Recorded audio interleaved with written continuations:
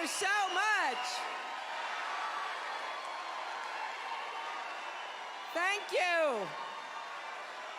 Thank you all so much. It is great to be here back in the Coliseum in St. Pete. I was reminded that I was in the Coliseum 20 years ago this month. I am not new to this area or to its concerns, and it gives me a great deal of delight to be here with all of you. I want to thank my longtime friend, your absolutely extraordinary Senator Bill Nelson, for his support and his hard work. I want to thank your Congresswoman, Kathy Castor. I want to thank Mayor Rick Kreisman. And from Tampa, I want to thank Mayor Bob Buckhorn. I want to thank your former governor and the next congressman, Charlie Crist.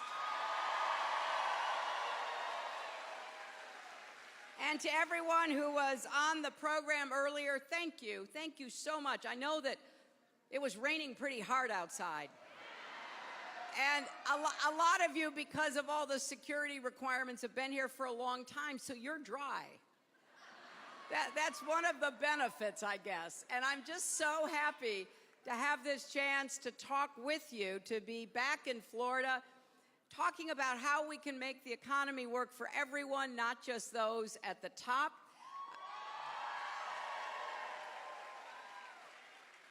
And tomorrow, I will be visiting health professionals on the front lines down in Miami who are confronting the Zika challenge, because Washington cannot keep ignoring the needs of the families of Florida.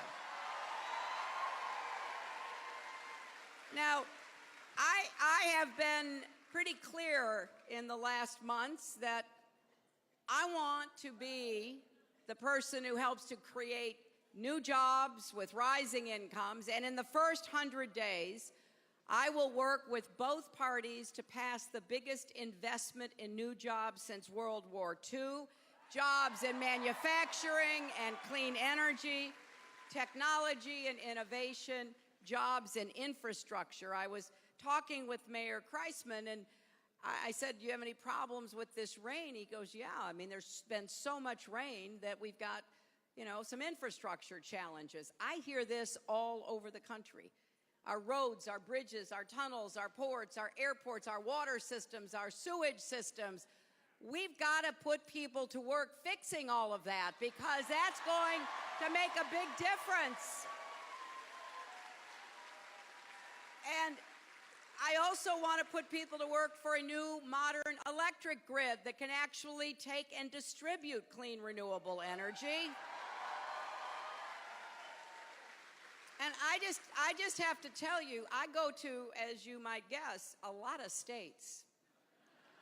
And it's one of the best parts of running for office, particularly for president, because you get to travel around, you get to meet people.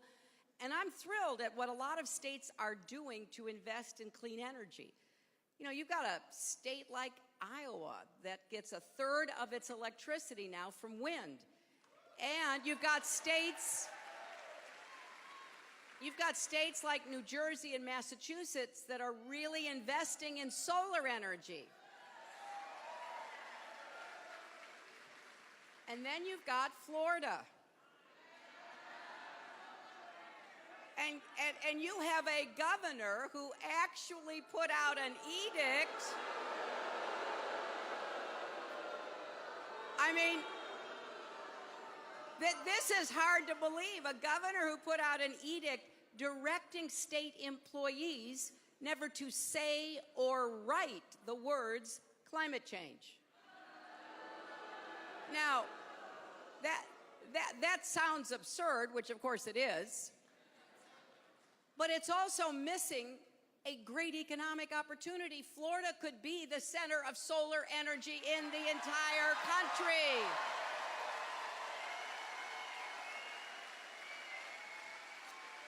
And when you have a lot of rainfall, you've got noonday flooding and the sun is out in Miami. You've got wells in Central Florida that are being ruined because seawater is rising. You've got a lot of challenges that are going to keep getting worse unless we work together to address them.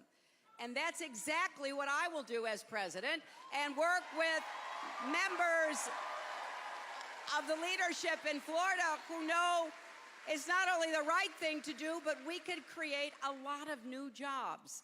Now, it doesn't surprise me that someone who won't let anybody in the state government mention the words climate change happens to head up Donald Trump's biggest PAC. I mean, that seems awfully appropriate, doesn't it? So we've got to stand against the deniers. We've got to say, hey, there's not a problem we can't solve in America when we put our minds to it.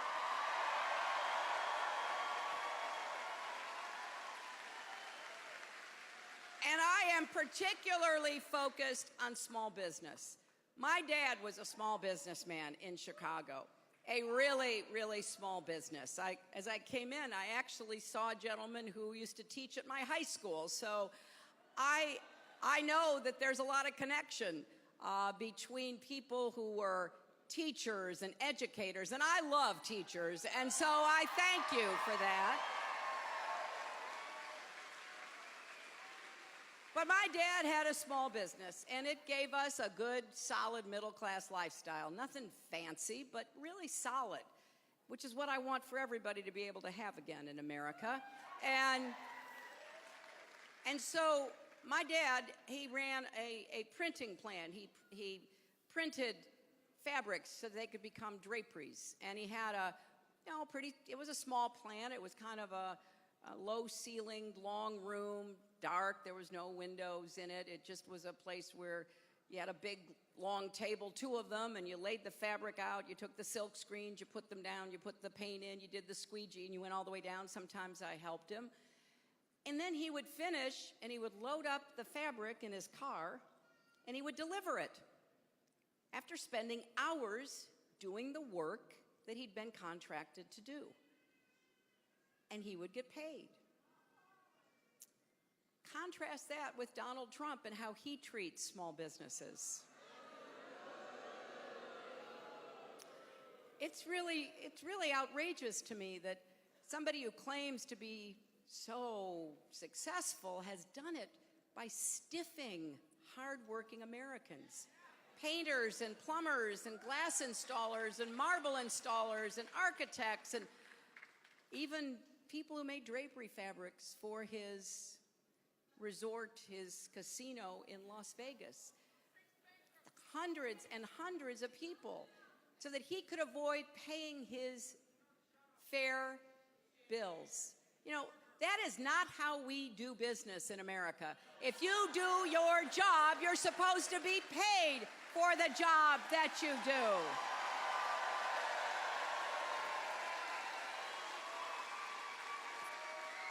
And I was just, before coming here, at Three Daughters Brewing, right here in St. Petersburg.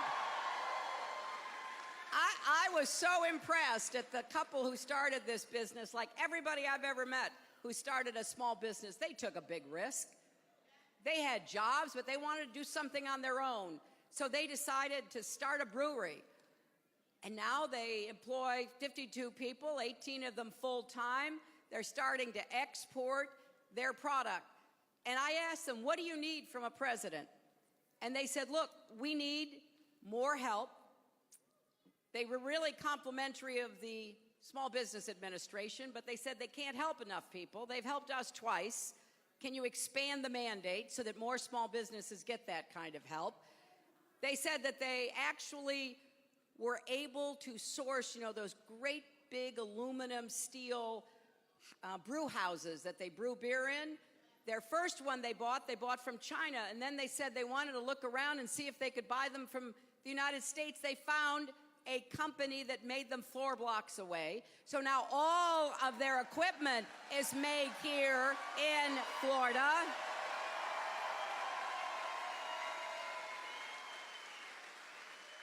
And they basically said to me, what can you do to cut the red tape and to streamline a lot of the process that we have to go through. And I said, you know, I'm going to work on that, because in America, if you can dream it, you ought to be able to build it. And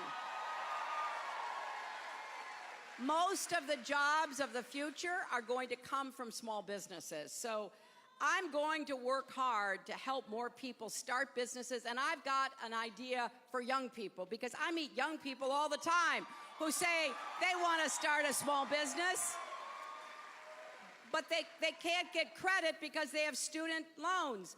I'm going to make it possible for you, not only to everyone with student loans, to pay them down with a lower interest rate and end the payment after 10 years. But if you want to start a business, we're going to put a moratorium on your student loan payments so you can actually borrow the money to get the business started. Now, you can tell I'm pretty excited about what we can do to start new businesses and create more jobs. I think America's best years are ahead of us. I have no doubt about that. But I can't do any of this without your help. And there is, as Bill Nelson said, a really big difference between me and Donald Trump. Now, I have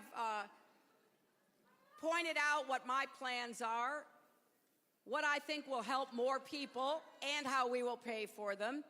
Well, so today in Detroit, he's got, I don't know, a dozen or so economic advisors he just named, hedge fund guys, billionaire guys, 6 guys named Steve, apparently. And so they wrote him a speech, and he delivered it in Detroit. Now, they tried to make his old, tired ideas sound new.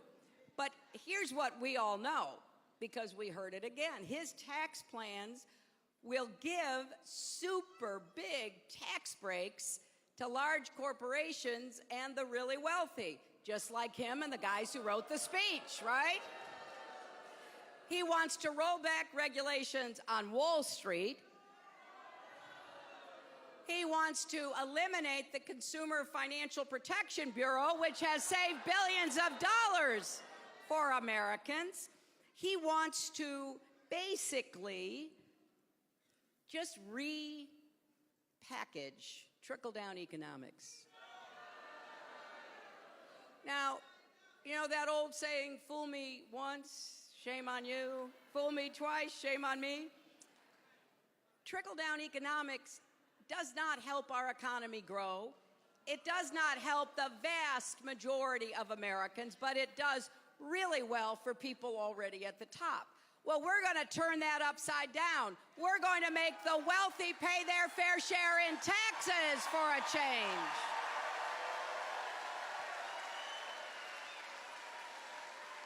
And I have said throughout this campaign, I am not going to raise taxes on the middle class, but with your help, we are going to raise it on the wealthy, because that's where the money is. You know that old movie, Follow the Money? Well, 1/10 of 1% has gotten 90% of the income gains. So, now, here is the other thing. Here's the other thing I want you to know, because I want you to tell your friends, don't let a friend vote Trump.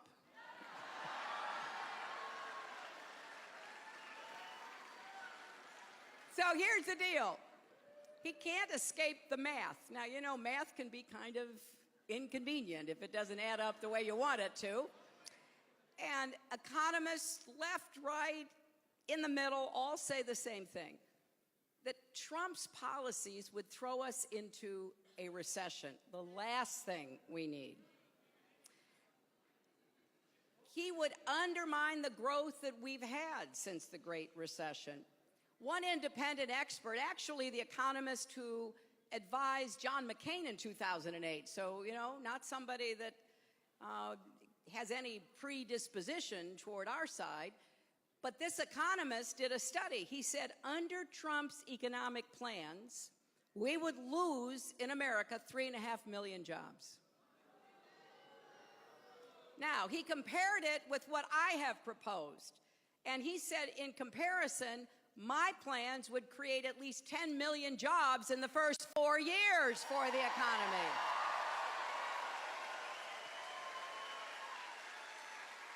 So, if we just take Florida and compare it, right here in Florida, Florida would gain 650,000 jobs under my plans, lose more than 200,000 jobs under Trump's, a difference of 850,000 Florida jobs. Now, I just think we've got to look at this in a very clear way. They are just playing the same old siren song. And why they haven't learned, we are not interested in economic plans that only help the top 1%. It's time we helped everybody else in America get ahead and stay ahead.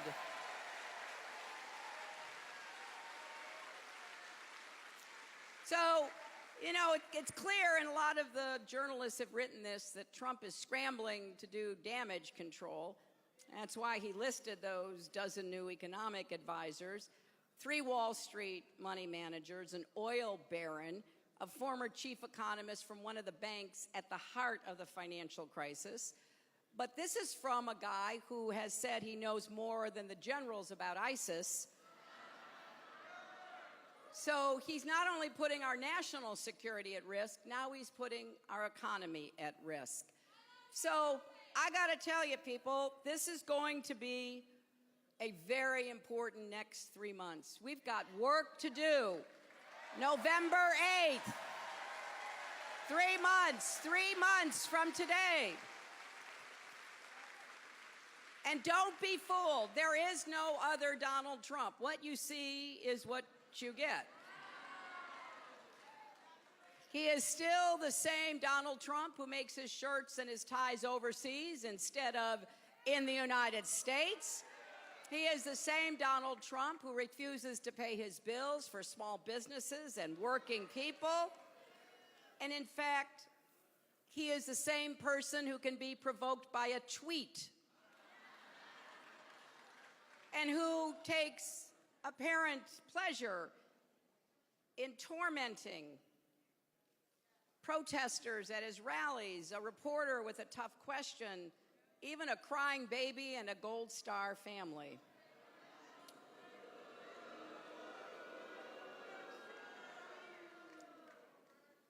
So just imagine Donald Trump in the Oval Office facing a real crisis.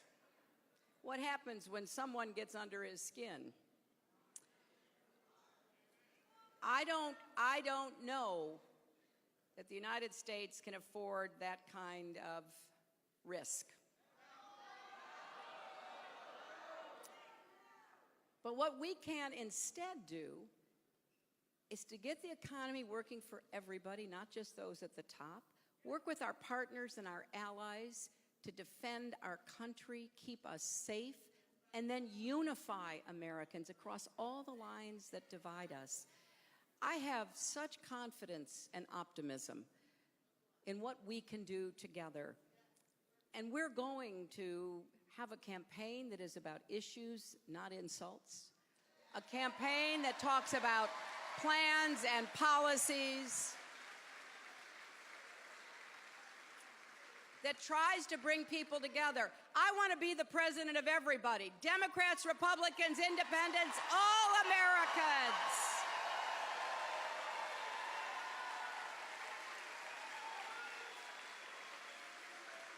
I love this country. I feel so fortunate that I have had the blessings that America has bestowed on me. My grandfather, my dad's father, was a young immigrant, worked in a factory.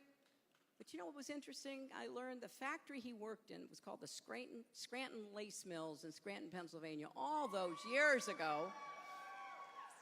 It was a factory that actually shared profits with workers.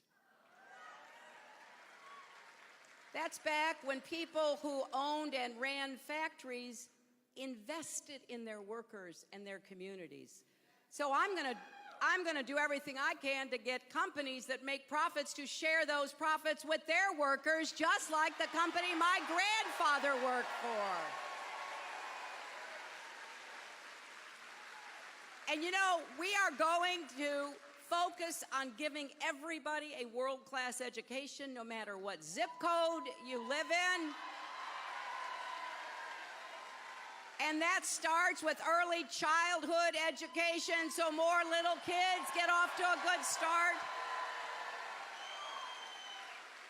When I was over at Three Daughters, I happened to run into people working for a program called HIPPY, the Home Instruction Program for Preschool Youngsters, right here in Pinellas County. I got to take a picture with them. I brought that program to Arkansas.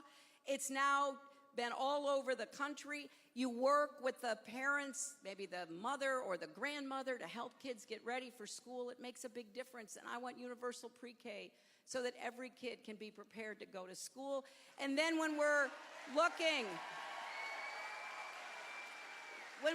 at elementary and secondary school, I think it's time we invested in computer science and teachers who can teach computer science in every single school in America. And we're going to make college affordable,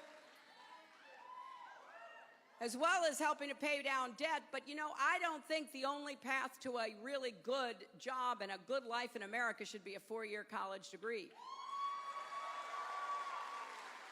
That's why I want to bring technical education back into the high schools and the community colleges, apprenticeship programs that we support. Do you know that more than half the jobs that are going to be open in America in 2020 do not require a 4-year college education? But we're not training enough young people to take those jobs. I was in a factory in Johnstown, Pennsylvania on our bus trip that Tim Kaine and I took after the convention. And I appreciate all the nice words Bill Nelson had about Tim Kaine. He's going to be a great vice president. So Tim and I were in a place called Johnstown Wire Technologies, where they make all kinds of, cables and things, and they employ folks who they help to train, and most of them, a lot of them veterans, most of them don't have 4-year degrees. They are making $70,000 plus because they're doing work that is competitive, that can be sold around America and around the world. So I want more people to feel really good about being in jobs that can give them a good living if we give you the training and the support and get more businesses and labor unions to do these kinds of apprenticeship programs. So I'm excited about what we're going to do together, but I need your help. We are very proud of our campaign. We have more than 2 million people who've donated, 6.2 million donations. We've got people out volunteering, making phone calls, knocking on doors. We're building momentum here in Florida and across the country, but I hope you'll be involved, not just here today in the Coliseum, but going for the next 3 months. To be part of this campaign, text JOIN, J-O-I-N, 47246, or go to the website, HillaryClinton.com. Because we want to turn out the biggest vote we possibly can.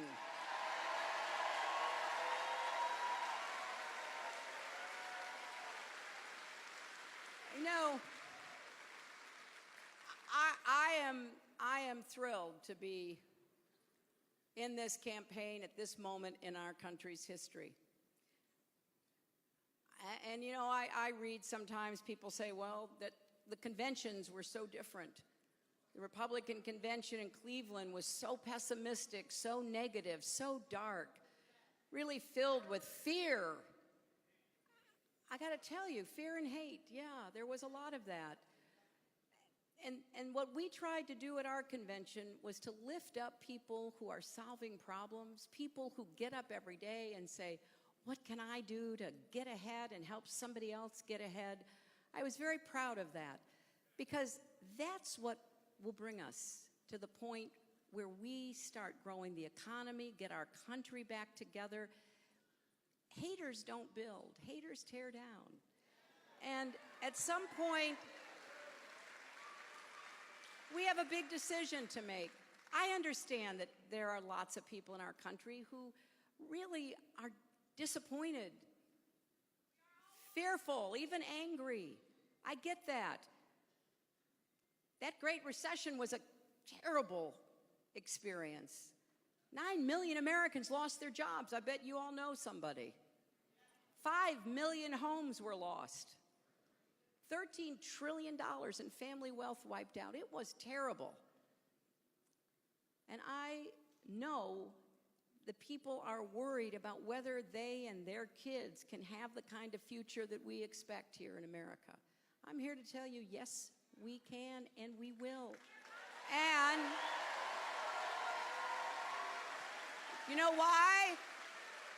Because we are stronger together, lifting each other up, having each other's back, working to create new jobs and opportunities.